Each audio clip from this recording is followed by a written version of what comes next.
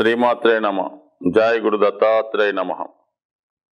ప్రేక్షక దేవుళ్లకు ఉగాది శుభాకాంక్షలతో శ్రీ క్రోధినామ సంవత్సర ఉగాది ఫలితాలు వృషభ రాశి వారికి ఏ విధంగా ఉండబోతున్నాయి అన్న విషయాన్ని మనం ఈ వీడియోలో పరిశీలిద్దాం.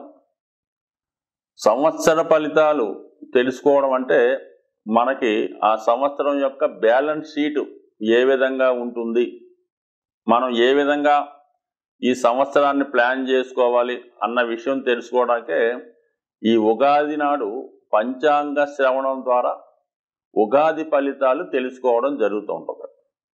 అందులో ముఖ్యంగా ఈ వృషభ రాశి వారికి ఈ సంవత్సరం ఆదాయం 2, వ్యయం 8గా ఉండడం జరిగింది. అంటే వారి యొక్క ఆదాయం 2 రూపాయలు ఉంటే ఖర్చు 8 రూపాయలు అవడం జరుగుతుంది. ఆ కారణం వల్ల ఈ సంవత్సరం అంతా ఈ వృషభ రాశి వారు ఫైనాన్స్ ప్లానింగ్ చాలా జాగ్రత్తగా ఉండాలి. 75% డెఫిసిట్లో నడుస్తుంది కాబట్టి ఈ సంవత్సరం అంతా కూడా దానికి అనుగుణంగా మీ యొక్క ఖర్చులని తగ్గించుకునే ప్రయత్నం చేయాలి. ఏదైనా వాయిదా వేసుకోవలసినటువంటి కార్యక్రమాలు ఏమన్నా ఉంటే తర్వాత సంవత్సరానికి వాయిదా వేసుకోవడం మంచిది. లేనిచో ఈ సంవత్సరం మీరు రుణగ్రస్తులు అయ్యే అవకాశం ఉంటుంది. సో ఆ కారణం వల్ల మరి సంవత్సరం అంతా కూడా బడ్జెట్ని జాగ్రత్తగా ప్లాన్ చేసుకోవడం, మరి ఎకానమీగా మీ యొక్క జీవన విధానాన్ని ముందుకు తీసుకెళ్లడం, అనవసర ఆడంబర ఖర్చులను తగ్గించుకొని చాలా సామాన్యంగా మీరు ముందుకు వెళ్తే గౌరవప్రదంగా ఈ సంవత్సరం మీరు ఫైనాన్షియల్ బడ్జెట్ని గట్టెక్కగలరు. సో ఈ కారణం వల్ల ఏంటంటే మనకి 25% ఆదాయం ఉంటే 75% ఖర్చు పెట్టడం అంటే మామూలు విషయం కాదు కాబట్టి చాలా జాగ్రత్తగా ప్లాన్ చేసుకోండి. అనవసర ఖర్చులు తగ్గించుకోవడం మంచిది. సో ఇక రాజపూజ్యం 7, అవమానం 3గా ఉన్నాయి. సో ఇది ఒక విధంగా చెప్పాలంటే మనకి రాజపూజ్యం అంటే గౌరవం, అంటే మనకి వృత్తిలో గౌరవం పెరుగుతుంది. ఇది ముఖ్యంగా రాజకీయ రంగంలో ఉన్న వాళ్ళకి వాళ్ళ యొక్క విన్నింగ్ ఛాన్సెస్ చాలా ఎక్కువగా ఉండడం జరిగిందన్నమాట. ఇంచుమించుగా 65% మీకు విన్నింగ్ ఛాన్స్ ఉన్నాయి కాబట్టి మీరు ఏదన్నా ఒక ట్రస్ట్లో కానీ ఒక ఎన్నికల్లో కానీ పోటీ చేసినప్పుడు కొంతవరకు మీకు విజయ అవకాశాలు చాలా 65% దాకా ఉన్నాయని తెలియజేస్తుంది. అయితే ఫైనాన్స్ యొక్క స్ట్రగుల్ ఉండడం వల్ల ఆర్థిక సంబంధం లేని పోటీల్లో నెగ్గితే మంచిది. అంటే క్రీడా రంగం వంటి అనుకోవచ్చు, లేదంటే ఏదన్నా ఒక ట్రస్టో, ఒక దేవాలయమో, ఒక ఎండోమెంటో, ఒక సొసైటీ, అలాంటి వాటిలో మనం ఎన్నికలకు ఖర్చు లేకుండా పోటీ చేసి ఉంటే వాటిలో నెగ్గే అవకాశం ఉంది. సో వృత్తిలో కూడా చాలా కష్టపడి పని చేయడం వల్ల వృత్తిలో ప్రమోషన్ లాంటివి కూడా రావడం జరుగుతుంది. 99% మీ హోదా పెరుగుతుంది, హోదా రీత్యా గౌరవం పెరుగుతుంది, కానీ ఫైనాన్స్గా మాత్రం పెరిగే అవకాశం లేదు. జీతం అదే ఉంటుంది, హోదా పెరుగుతుంది. సో ఈ విధంగా ఉంది కాబట్టి మరి జాగ్రత్తగా ఈ సంవత్సరం మీరు ఫైనాన్స్ ప్లానింగ్ జాగ్రత్తగా ఉండాలి. ఎవరితో అన్నా పోటీ పడినప్పుడు ఏదైనా ప్రామిస్ చేసినప్పుడు దాన్ని ఖచ్చితంగా ఫుల్ఫిల్ చేయరు కాబట్టి నిర్భయంగా మీరు ఏదైనా పోటీకి కానీ విజయ అవకాశాలు ఎక్కువగా ఉన్నాయి కాబట్టి దాని విషయంలో మీరు ఫాలో అవ్వడం మంచిది. ఓకే, సంవత్సర ఫలితాలు మనం పరిశీలించేటప్పుడు 4 ప్రధాన గ్రహాలను తీసుకొని మాత్రం పరిశీలించడం జరుగుతుంది.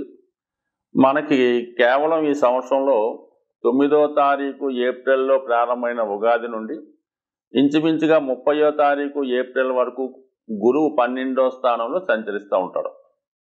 సో దాని తర్వాత అంటే మే 1వ తారీఖు నుంచి ఇంచుమించుగా మనకి గురువు రాశి అందే సంచరిస్తారు కాబట్టి మరి ఈ సంవత్సరం ఎక్కువగా గురువు రాశి అందు సంచరించి మీ యొక్క ధర్మ త్రికోణాన్ని గురువు శుభపరచడం జరుగుతూ ఉంటుంది. అంటే మీ యొక్క న్యాయమైనటువంటి నిజాయితీ అయినటువంటి ఆలోచనలు, మరి శాస్త్ర సమ్మతంగా న్యాయబద్ధంగా వ్యవహరించడం, మీకు సంబంధించినటువంటి బాధ్యతలు సక్రమంగా నిర్వహించుకోవడం, ఇవన్నీ కూడా మరి రాశి అందు గురువు ఉండడం వల్ల మీకు ధర్మ త్రికోణం యాక్టివేట్ అవుతుంది. సో ఆ కారణం వల్ల 5వ స్థానాన్ని 9వ స్థానాన్ని కూడా గురువు తను యాక్టివేట్ చేయడం వల్ల మీ పూర్వపుణ్యం ఫలిస్తుంది. గత జన్మలో చేసుకున్న మీ పుణ్యాన్ని ఈ జన్మలో అనుభవించే విధంగా తగు విధమైన గౌరవం కానీ సంపద కానీ వచ్చే అవకాశం ఉంది. ముఖ్యంగా సంతానం యొక్క అభివృద్ధి మీకు ఆనందదాయకంగా ఉంటుంది. వాళ్ళ యొక్క ప్రోగ్రెస్ మీకు గర్వకారణం అవుతూ ఉంటుంది. సో ఏదన్నా పూర్వపుణ్యం బట్టే మన సంతానం వారి యొక్క అభివృద్ధి ఉంటుంది కాబట్టి సంతాన విషయంలో శుభవార్తలు ఇంప్రూవ్మెంట్ ఉంటుంది. సంతానాన్ని ఆశించే దంపతులు ఖచ్చితంగా మరి మే నెల తర్వాత మీరు దాని విధంగా ప్రయత్నం చేసుకోవచ్చు.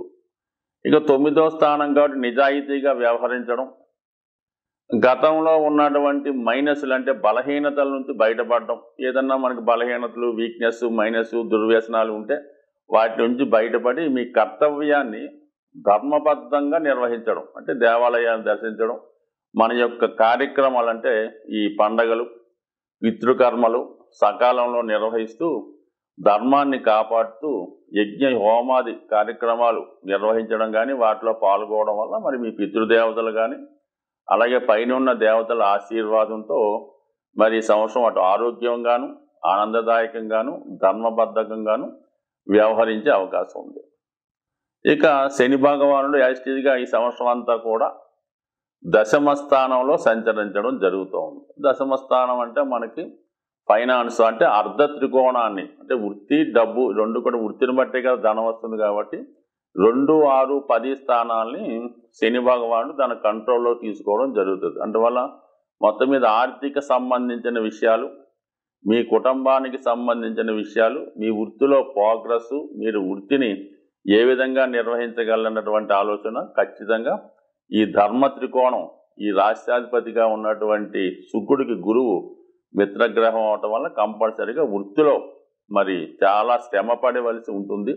మీరు ఎంత ఎక్కువ శ్రమ పడితే దాని యొక్క అవుట్పుట్ అంత అనుకూలంగా ఉంటుంది. క్రమశిక్షణతో వృత్తి నిర్వహించడం వల్ల, బాధ్యతాయుతగా ఉండడం వల్ల మరి ధనం తగు విధంగా ధనం మీకు రావడం, అది మీ కుటుంబ అవసరాలకు, మీ యొక్క ఆర్థిక అవసరాలకు కరెక్ట్గా సరిపోవడం జరుగుతుంటుంది. అయితే వృత్తిగా శని భగవానుడు మాత్రం కంపల్సరీగా సబార్డినేట్ సర్వీసులకే సపోర్ట్ చేస్తూ ఉంటాడు కాబట్టి చాలా వరకు మీరు కష్టపడి పనిచేయడం వల్ల కంపల్సరీగా మీరు వృత్తిలో చాలా హ్యాపీగా కష్టపడి జీవితంలో పైకి వచ్చే అవకాశం ఉంది. ఇక లాభస్థానంలో రాహుగ్రహ సంచారం మీకు మరి కామ త్రికోణాన్ని అంటే 3, 7, 11 స్థానాన్ని రాహు యాక్టివేట్ చేయడం వల్ల మీరు చాలా వరకు వ్యామోహాలకి, ప్రలోభాలకి లొంగకుండా ఉండవలసి ఉంటుంది. సో ఏదో ధనం వస్తుంది కదా అని అనవసర మాయాజాలాలు కానీ, అనవసర ప్రలోభాలకు కానీ, అనవసర అటాచ్మెంట్లు కానీ పెట్టుకోవడం వల్ల ఖచ్చితంగా జీవితంలో ఇబ్బంది పడే అవకాశం ఉంది. ముందు అది అనుకూలంగా ఉన్నా దాని తర్వాత మీరు ఇబ్బంది పడే అవకాశం ఉంది కాబట్టి ఎటువంటి ప్రలోభాలకి, ఎటువంటి ఎమోషన్స్కి, ఎటువంటి అటాచ్మెంట్స్కి, అఫైర్స్కి లోను కాకుండా జాగ్రత్తగా వ్యవహరించడం మంచిది. సో ఇంకా పంచమంలో ఉన్నటువంటి కేతువు కూడా రాశి అందు ఉన్నటువంటి గురువుకి సహకారం అందిస్తూ ధర్మబద్ధంగా వెళ్తారు కాబట్టి ఈ సంవత్సరం మీరు నిజాయితీగా, న్యాయబద్ధంగా ఒక మంచి ఆధ్యాత్మికవేత్తగాను, ఒక మంచి వ్యక్తిగాను మంచి నేమ్ సంపాదించే అవకాశం ఉంటుంది. కాబట్టి సర్వదా మీరు ఈ సంవత్సరం అంతా కూడా రాహు యొక్క మాయలో పడకుండా ఉండాలంటే శ్రీ కనకదుర్గ అమ్మవారి ఆరాధన చేసుకుంటూ, వీలైతే ప్రతి శుక్రవారం అమ్మవారి ఆరాధన, లేదంటే ఒకసారి ఏదైనా చండీ హోమంలో పాల్గొనడం, సాధ్యమైనంత వరకు చెడు వ్యసనాలకి, చెడు మార్గంలో వెళ్తున్నటువంటి మిత్రులను దూరంగా పెడితే ఆటోమేటిక్గా మీరు దాని నుంచి బయటపడే అవకాశం ఉంది. సాధారణంగా ఈ గ్రహాలు అంటే మనం మాస ఫలితాలు, వార ఫలితాలు, సంవత్సర ఫలితాలు చూసుకున్నప్పుడు గ్రహాలు ఒక రాశి నుంచి ఒక రాశికి మారుతున్నప్పుడు అవి సువర్ణమూర్తి, రజితమూర్తి, తామ్రమూర్తి, లోహమూర్తిగా వాటికి ప్రవేశించినప్పుడు వాటి స్థితిని బట్టి ఈ విధంగా అవి యాక్ట్ చేయడం జరుగుతుంటుంది. ఉదాహరణకి ఏదో గురుగ్రహం మారితే కొన్ని రాసుల వారికి సువర్ణమూర్తిగా ఉండడం జరుగుతుంది. అద్భుతమైన యోగాన్ని ఇస్తూ ఉంటాడు ఆ రాసుల వారికి. కొంతమందికి తామ్రమూర్తిగా ఉంటాడు, కొంతమందికి లోహమూర్తిగా ఉంటాడు. అంటే ఈ లోహమూర్తిగా ఉన్న వాళ్ళకి మంచి స్థానంలోకి వచ్చినా కూడా ఇబ్బంది పెడుతూ ఉంటాడు. అదే రజితమూర్తిగా ఉన్న వాళ్ళకి కొంత మిక్స్డ్గా ఉండడం జరుగుతుంటుంది. ఇలా ప్రతి గ్రహానికి కూడా ఈ మూర్తి నిర్ణయం అనేది జరుగుతూ ఉంటుంది. సో ఆ కారణం వల్ల కూడా మరి గోచారరీత్యా ఇప్పుడు ఏలినాడు శని వచ్చింది, అదే సువర్ణమూర్తి అయితే పెద్ద ఇబ్బంది పెట్టడం. ఈ విధంగా అందరికీ ఒకే విధంగా ఉండదు. రాశులను బట్టి ఈ మూర్తి నిర్ణయం జరుగుతూ ఉంటుంది. ఇది కూడా గోచారంలో పర్టికులర్గా నిర్ణయించవలసిన విషయం. అది వ్యక్తిగతంగా మీరు పర్సనల్గా ఎవరన్నా జ్యోతిష్కుని చూపించుకున్నప్పుడు ఆ గ్రహం ఏ భావంలోకి వస్తుంది, అది ఏ మూర్తిగా నిర్ణయించడం జరిగింది అన్న విషయం మీదే ఆ ఫలితం ఆధారపడి ఉంటుంది.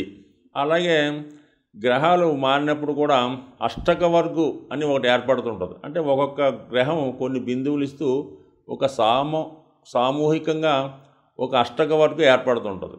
ఈ అష్టకవర్గులో విడివిడిగాను అష్టవర్గు ఉంటుంది, అన్నిటికీ కలిపి ఒక అష్టవర్గు ఉంటుంది. సుమారుగా శని మీ జాతకంలో ఒక 7 గ్రహాలు ఉన్న రాశి మీద, శని 7 బిందువులు ఇచ్చినటువంటి రాశి మీద సంచరించినప్పుడు అది ఏ భావమైన అద్భుతమైన ఫలితాలు ఇవ్వడం జరుగుతుంది. అది 11లోకి వచ్చినా కూడా శని భగవానుడు 0 బిందువుల మీద ప్రయాణిస్తుంటే ఎట్టి పరిస్థితుల్లో కూడా మీకు ఉపయోగించడం చాలా ఇబ్బంది పెడుతుంటాడు. అందువల్ల ఈ అష్టవర్గులో బిందువులు, ఈ మూర్తి నిర్ణయం రెండూ కూడా ఈ జ్యోతిష విధానంలో చాలా ఇంపార్టెంట్ అయినవి. ముఖ్యంగా గోచార సంబంధించిన విషయాల్లో ఈ 2 విషయాలు, అంటే ఒకటి ఈ మూర్తి నిర్ణయం, 2 ఈ అష్టకవర్గ బిందువులు పూర్తిగా పరిశీలించిన తర్వాత మాత్రమే ఆ గ్రహం ఇచ్చే ఫలితాన్ని నిర్ణయిస్తే ఇంకా అనుకూలమైనటువంటి అక్యురేట్ ఫలితాలు మీరు పొందగలిగే అవకాశం ఉంటుంది. ఇది ఎక్కువగా ఈ ఉత్తరాది రాష్ట్రాల్లోనూ తమిళనాడులో కూడా ఈ సిస్టాన్ని అమలు చేస్తూ ఉంటారు. సో మరి తీరుకున్న వాళ్ళు జ్యోతిష్కులు కూడా పరిశీలించవచ్చు. అలాగే జ్యోతిష్ అభిమానులు కూడా ఈ విషయాన్ని దృష్టిలో పెట్టుకొని మీరు జ్యోతిష్కుని సంప్రదించినప్పుడు ఈ విషయాన్ని కూడా తెలుసుకుంటే మీకు ప్రతి సంవత్సరం మీరు జన్మ జాతకంలో ఈ అష్టకవర్గు సీట్ ఒకటి ఉంటుందన్నమాట. రవికి ప్రత్యేకంగా, శనికి ప్రత్యేకంగా ఉంటుంది, అన్నీ కలిపి ఒకటి ఉంటుంది. అది తీసుకోవడం వల్ల మీకు మీరే రవి మారినప్పుడు ఎన్ని బిందువుల మీదకి వచ్చాడు, రవి 6 బిందువుల మీదకి వచ్చాడు, ఈ నెలంతా 100% బాగుంటుంది. రవి 4 బిందువులు వచ్చాడు, యావరేజ్గా ఉంటుంది. రవి 0 బిందువు మీదకి వచ్చాడు, చాలా దరిద్రంగా ఉంటుంది. సో ఈ విషయాన్ని కూడా మీరు గమనించి నిర్ణయించుకుంటే మీరు ఖచ్చితమైన ఫలితాలు పొందుతారు. జ్యోతిష్యం మీద నమ్మకం కూడా పెరిగే అవకాశం ఉంటుంది. స్వస్తి.